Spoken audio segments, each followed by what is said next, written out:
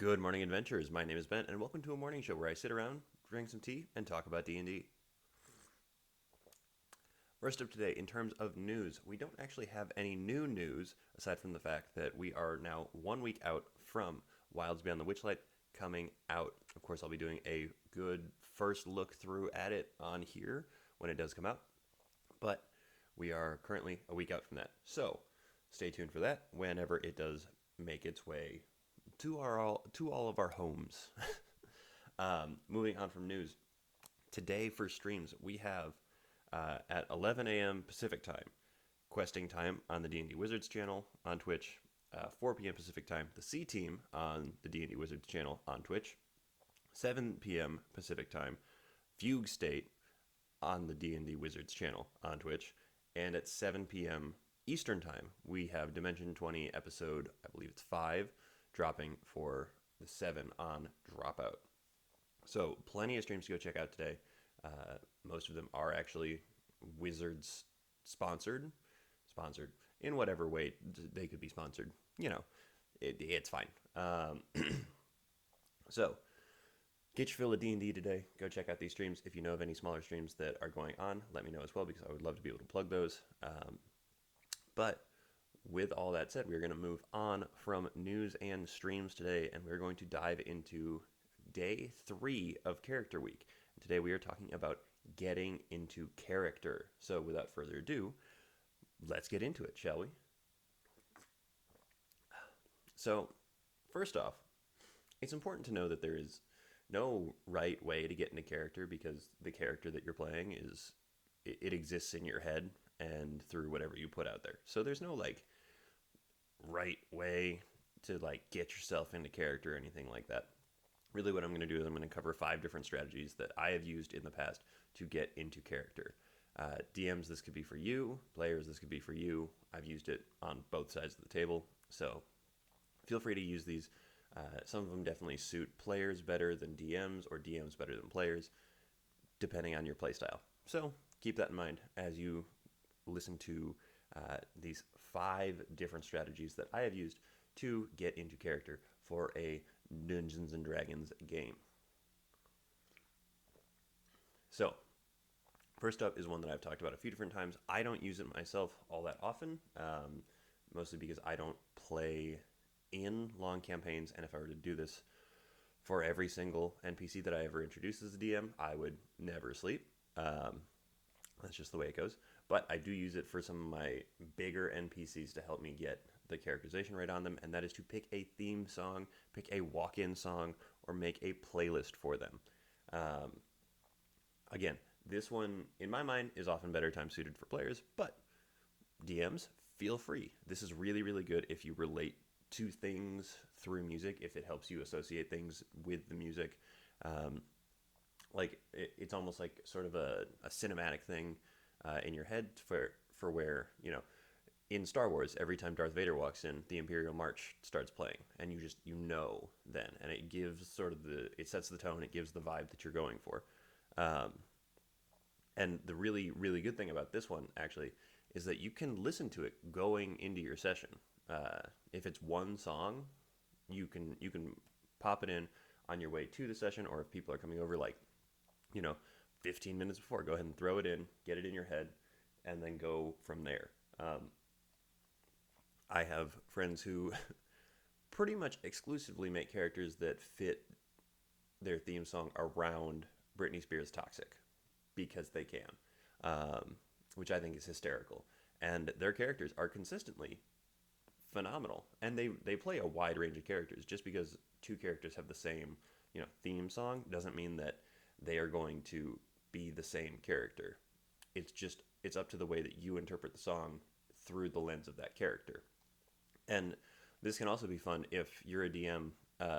It can be fun to require your players to do this for you going into a session 1 or a session 0, because then you can have almost like a WWE intro sequence for all the characters if you want to, or you can have them do it further down the line in the campaign, and if they're at a fair or something, or a fighting pit, you can have that same intro sequence, which ends up being really cool. Plus, if the rest of the people at the table know your theme song, you definitely don't have to tell them, but if they do happen to know it, it can help them understand your character just a little bit better going into it. So definitely highly recommend picking a theme song, picking a walk-in song, making a playlist, something like that. Number two is pick the actor that would play them. Um, this is really, really good to help you sort of visualize the character were they to be in a cinematic, on screen, something like that. Um, it helps you sort of suss out the demeanor that you're going for because even though there are actors that fit sort of the same vein or the same role, they have wildly different demeanors sometimes. Obviously, they're actors, so they can do stuff because that's sort of what we pay them to do. They can play different characters. But if you're looking at your difference between The Rock and Dave Bautista, both of those guys have a very, very similar like background um, and like way into acting, but they portray different characters, and making that call on who would play them is going to inform a lot of your decision making going forward. Um, this one's also nice because you can find YouTube clips of whatever the actor you pick is, or whoever the actor you pick is, not whatever, whoever the actor is, and watch those from the movies that you think of to like get into character. Like if you've picked Sam Elliott, we'll say, to be the person that's playing your character, are you talking like Roadhouse Sam Elliott, or are you talking like Parks and Rec Sam Elliott? They're very different characters, played by the same guy, but it gives you the opportunity to find clips and move forward and use those clips, like watch them going into the game, so you can kind of like conceptualize again what you're looking at, who you're going to be working with. And this, again, DMs is a good exercise if you're at like a session 0 or a session 1 or early on or something like that. If people are struggling to get into roleplay, or they just, want to be able to conceptualize the other people at the table better, giving them a visual with this sort of thing can be really good. So if you've got them sitting down, you've got them picking a theme song, you've got them picking an actor to play them, you're starting off in a really good spot in order to like get people into character, get the rest of the table sort of visualizing who is going to be sitting around them. Number 3 is get a prop. I've talked briefly about giving your character a thing, and I believe that every character has a thing, whether you give it to them or not, and make that conscious decision. But if you have made that call early on, like before you even start the game, like before you guys have started the campaign, you can get yourself a prop of that. And if it's something that pops up as you go through, you can still pick it up. It's not going to be like super taboo to do so. Like finding yourself a prop to actually physically hold on to is going to help you stay in character as you go on, and just holding that thing will help make you get into that headspace better. I have been doing live theater for years now, coming up on 10 years now, and there is a like switch that hits when you put people into costume for the first time. When you hand people their main prop for the first time, suddenly they can feel the character just sort of in their body. And the same thing goes with a D&D character. Just because you are not standing up and acting out everything they're doing doesn't mean you can't have the same effect. Just having that thing is going to like give yourself that mental switch that is going to flip. And it can be something that will then change your entire demeanor. Like if you are one of those, roguish types, we'll say, and you've been sort of just sitting at the table talking, blah, blah, blah, and you realize, man, my rogue really, really likes dice or daggers or something. If you get yourself a special set of dice, if it's dice, it has to be specifically like a set of dice that you're using as a prop most of the time, or it could be like your fistful of sneak attack dice. All of a sudden you might realize that you're like kicked back in your chair. You're ready to go. You're embodying the rogue the entire way through, as opposed to just playing them, with your voice. as you're sitting there at the table. Not that there's anything wrong with that. It helps pull you into the character a little bit more. Um, and if nothing else, it gives you something to hold on to that you can like interact with. And because so much of D&D is just in your head and then roll dice and then in your head again, it's good to have something to ground yourself just hanging on to. Number 4, give yourself a hypothetical. Um, this is the least common one of the 5 that I'm going to cover that I see. Um, because a lot of these are just sort of general tips. People have talked about them for a long time. They will continue to talk about them for a long time. It's like acting tips, really. Um, but this one I don't see tossed around quite as much. It is give yourself a hypothetical. Now, if you are a chronic overthinker, like it feels like the majority of D&D players are, um, this is going to be like second nature to you. Honestly, give yourself a hypothetical. If you think you have a good like general handle on what your character's mindset is, ask yourself, what would they do if they came into a lot of money or were suddenly ruined financially? Like it could be either one of those. It could be both of them. What would you do if you got super, super sick or you stumbled upon a miracle cure for every disease?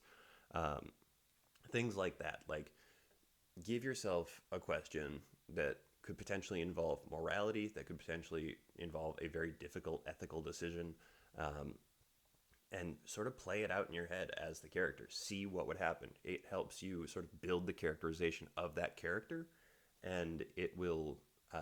It'll give you an exercise to help you literally get into the headspace of that character on your way to a session if you're doing it there. Um, this It's important to not let yourself like get too overly invested into the hypotheticals because they will probably never come up if they're small enough to fit the exercise well but big enough to like make you think about your character. um, they're important to do and be invested in and take seriously, but don't get so invested in discovering that miracle cure that suddenly that's all you want to do as your character, because your character would have never conceived of it, but you as the player toss that hypothetical out to yourself, and now that's all you want to do. So be a little careful with that one, but it does help a lot. It's something that actually, again, directors ask actors to do all the time because they uh, need to be able to get into that headspace relatively quickly.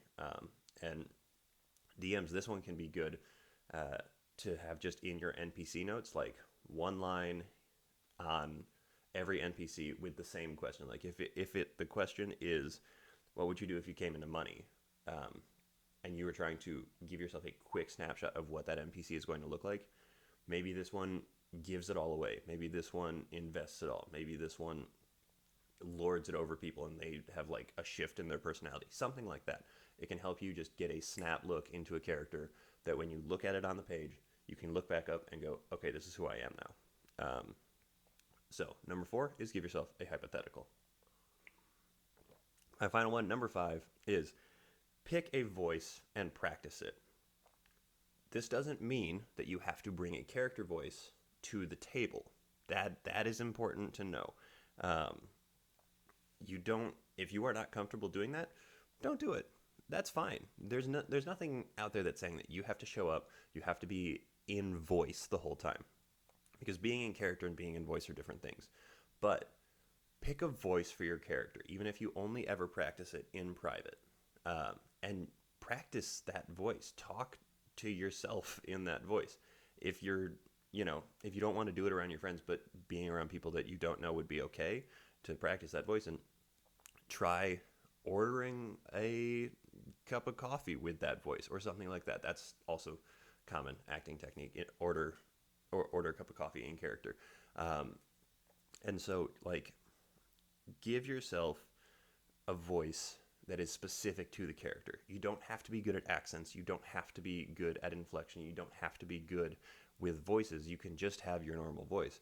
But as long as you are switched on thinking like you are trying to put out that character, it's going to help you. Because the other thing is, it will help you literally and figuratively hear the character. Like, it going on in your brain is going to help you hear it in your head. And then when you are out like outwardly speaking it, you'll be able to hear it come back to your ears, and that will help inform a lot of things about that character for you. This one, DMs everywhere, I'm sure, know all about, because we practice it in the car when we're driving places. Literally everywhere. I will be sitting in my car on the highway, and all of a sudden, I'll just start talking in like a low southern drawl, or I'll like go high pitched or like really slurry and like crunchy almost. So we're used to that one. But again, DMs, particularly if you don't play at your residence, place of living. I was going to say house, but I don't even live in a house, so whatever.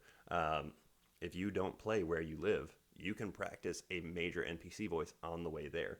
It also helps you sort of like pair with that hypothetical one, particularly for DMs, and start to like kind of feel out what some of the conversations might go like, and it lets you sort of pre-plan some of the points that you're trying to get across. For everybody, it pairs well with the hypothetical one, because if you are interacting with that hypothetical situation while you are in character, in voice, you are gonna, I don't know why I said you're gonna, you are already a step ahead of yourself in trying to get into that character. So pick a voice and practice it, even if you don't bring that voice to the table. You having a voice in your head that is that character's voice will let you sort of switch your brain off and turn the character brain on, which is super helpful. And so that is those are, there we go, those are the 5 tips that I like to give people for getting into character. Those are, once again, running down the quick, really fast. Pick a theme song, walk-in song, make a playlist. Pick an actor that would be playing them. Get yourself a prop. Give yourself a hypothetical, and pick a voice and practice it. When you actually get to the table, you are not going to be, hopefully, you will not be the only one that is in character, that is sitting there doing all of this stuff in character, really like digging in. So you'll be able to lean on everybody around you to help match energy. Dungeon Masters really appreciate it when players show up in character.